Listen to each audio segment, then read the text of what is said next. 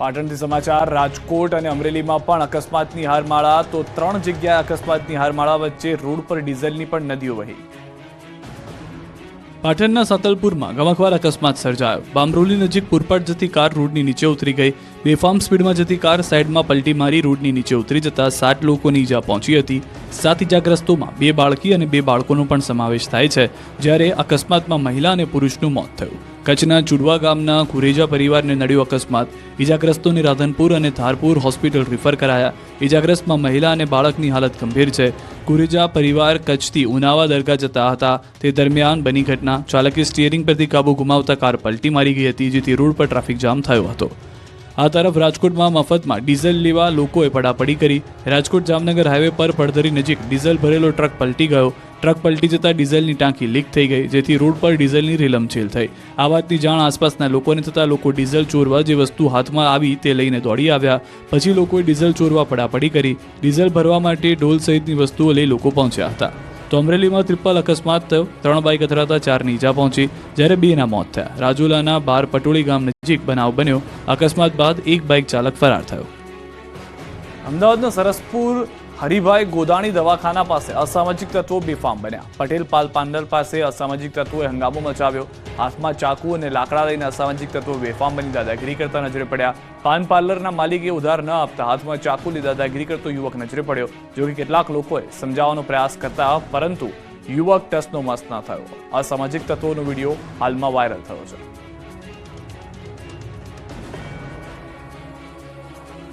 ભરૂચમાં અકસ્માત મામલે 2 જૂથ વચ્ચે ઝઘડો થયો। સામાન્ય બાબતે ભરૂચના અંકલેશ્વરમાં 2 જૂથ ઝઘડી પડ્યા। અંકલેશ્વરના પ્રતિન 3 રસ્તા નજીક એક અકસ્માત થયો, જે વાતને લઈ યુવાનો સામસામે આવી ગયા। બોલાચાલી છેક મારામારી સુધી પહોંચી ગઈ। જાહેર રોડ પર જ બાઇક મૂકી શખ્સો ઝઘડી પડ્યા। એકબીજા પર ઢીકાપાટુનો માર માર્યો, લાફાવાળી કરી। જાહેરમાં ધીંગાણાથી રોડ પર લોકો ડરી ગયા અને નાસભાગ મચી ગઈ। ઝઘડાના કારણે ટ્રાફિક જામ થઈ ગયો। સામસામે મારામારી થતા પોલીસને બોલાવી પડી હતી।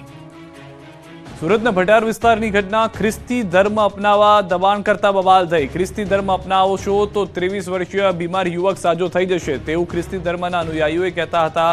ખ્રિસ્તી ધર્મ અપનાવવાના દબાણ કરવામાં આવતો હોવાનું હિન્દુ મહાસભાના પ્રમુખ નરેન્દ્ર ચૌધરીનો આરોપ। છેવટે યુવક મોતને ભેટ્યો। યુવક મોતને ભેટતા ખ્રિસ્તી ધર્મ તરીકે વિધિ કરવા અનુયાયીઓ દોડી આવ્યા। શબને દાટવા માટે શબ પેટી લઈ આવ્યા। હિન્દુ મહાસભાના પ્રમુખ નરેન્દ્ર ચૌધરીએ સૌને ભગાવ્યા। ફરી વખત હિન્દુઓને ક્રિશ્ચન ન બનાવવાની ચીમકી આપી। ભરૂચની ભર બજારમાં 2 આંખલાઓ જંગે ચડ્યા। 2 બાઇકનો બુકડો બોલાવી લીધો। જોઈ લો ભરૂચની ભર બજારને આંખલાએ કઈ રીતે બાનમાં લીધી। ભરૂચ શહેરના સ્ટેશન માર્ગ પર 2 આંખલાઓ બાખડ્યા હતા। જાહેર રોડ પર આંખલાઓ યુદ્ધે ચડ્યા અને નાસભાગ મચી ગઈ હતી અને રોડ પર સન્નાટો છવાઈ ગયો હતો। આંખલા યુદ્ધના કારણે લોકોના જીવ તાળવે ચોંટ્યા। 2 આંખલાઓ વચ્ચે થયેલા યુદ્ધના કારણે વાહન ચાલકો અને રાહદારીઓમાં ભયનો માહોલ સર્જાયો હતો। સ્થાનિક લોકોએ આંખલાઓને છૂટા પાડવા માટે પાણી છાંટવા સહિતના અનેક પ્રયાસો કર્યા હતા, પરંતુ બંને આંખલાઓ એકબીજા સાથે લડવાનું ચાલુ રાખ્યું હતું। અડધા કલાક સુધી આંખલાઓનું યુદ્ધ ચાલ્યું। આંખલાઓએ વાહનોને નુકસાન પહોંચાડ્યું હતું। આ લડાઈના કારણે રસ્તા પર વાહનોની લાંબી કતારો લાગી હતી, ત્યારે સ્થાનિક રહીશોએ રખડતા પશુઓની સમસ્યાનો કાયમી ઉકેલ લાવવાની માંગ કરી છે। વડોદરામાં ગઠિયો લાખોની ચોરી કરી ફરાર થયો। વડોદરામાં લગ્ન સમારંભ દરમિયાન લોકો ફોટોગ્રાફીમાં વ્યસ્ત હતા, જેનો ફાયદો ઉઠાવી એક ગઠિયો રૂપિયા ભરેલું પર્સ લઈને ફરાર થઈ ગયો। કાશીબા પાર્ટી પ્લોટમાં લગ્ન પ્રસંગમાં ચોરીની ઘટનાના સીસીટીવી સામે આવ્યા છે, જેમાં દેખાઈ રહ્યું છે કે લગ્ન દરમિયાન બંને પક્ષના લોકો સ્ટેજ પર ફોટો લઈ રહ્યા છે અને તેમની સામે જ ખુરશીઓ પાસે ઉભેલો એક વ્યક્તિ આ મોકાનો લાભ લેતો નજરે પડ્યો। સફેદ કપડામાં દેખાઈ રહેલો આ ગઠિયો પાર્ટી પ્લોટમાં આવીને લોકોની નજર ચૂકવી પર્સ લઈને ફરાર થઈ ગયો। પર્સમાં રહેલા 1 લાખ રોકડા અને મોબાઈલની ચોરી કરી ચોર તેની હાથમાં પકડેલા બ્લેઝરમાં છુપાવે છે અને ત્યાંથી ઝડપભેર ભાગતો દેખાઈ રહ્યો છે। ચોરીની આ આખી ઘટના સીસીટીવીમાં કેદ થઈ ગઈ, જેના આધારે પોલીસે ચોરને પકડવા તપાસ હાથ ધરી છે। આધાર કાર્ડ કઢાવવા માટે રાતથી લાગી લાઈન। અરજદારો આખી રાત ઠર્યા। દાહોદ જિલ્લામાં આધાર કાર્ડ માટે લોકોને પારાવાર મુશ્કેલી વેઠવાનો વારો આવી રહ્યો છે। લોકો પોતાના ધંધા રોજગાર અને ઘર છોડીને કતારમાં ઊભા રહેવા મજબૂર બન્યા. નવા આધાર કાર્ડ માટે તંત્ર દ્વારા ટોકન સિસ્ટમની વ્યવસ્થા કરવામાં આવી. આ ટોકન એક દિવસના 50 જ આપવામાં આવે છે. ત્યારે આ ટોકન મેળવવા માટે ગ્રામીણ વિસ્તારના લોકો પોસ્ટ ઓફિસની બહાર ઊંઘવા મજબૂર થયા છે. દ્રશ્યમાં જોઈ શકાય છે કે શિયાળાની ગાત્રો થીજવતી ઠંડીમાં પણ સ્થાનિકો ધાબળા ઓઢીને લાઇનમાં બેઠા છે. એક મહિલા પોતાના નાના બાળકને લઈને કડકડતી ઠંડીમાં ટોકન માટે બેઠેલી જોવા મળી છે, તો એક શખ્સે પોતાની રિક્ષાને આરામ માટે વિસામો બનાવી લેવાની નોબત આવી છે. ઉલ્લેખનીય છે કે નવા આધાર કાર્ડ માટે જિલ્લામાં માત્ર લીમખેડા અને દાહોદમાં સેન્ટર હોવાને કારણે નગરજનોએ હાલાકી ભોગવવી પડી રહી છે. સ્થાનિકોની માંગ છે કે નવા આધાર કાર્ડ માટે સેન્ટરની સંખ્યા વધારવામાં આવે. ત્યારે હવે જોવું રહ્યું.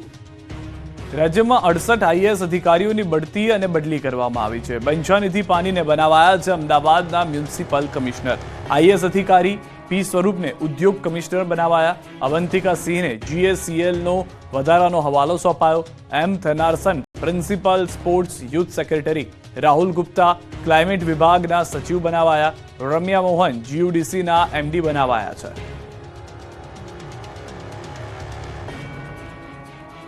દાહોદથી પકડાયો શંકાસ્પદ ખાદ્ય તેલનો જથ્થો. બલૈયા રોડ ઉપર આવેલ વેપારીને ત્યાં ઉતરતો શંકાસ્પદ તેલનો જથ્થો ઝડપાયો છે. બાલાશિનોરથી આયશર ભરીને આવેલ અલગ અલગ બ્રાન્ડના તેલના ડબ્બા મળી આવ્યા છે. સામાજિક આગેવાને બાતમીના આધારે વોચ ગોઠવી હતી અને વેપારીને ત્યાં જેવી આયશર ટ્રક આવી ત્યાં તેમણે ફતેપુરા મામલતદારને જાણ કરી દેતા ટીમ ઘટનાસ્થળે આવી પહોંચી.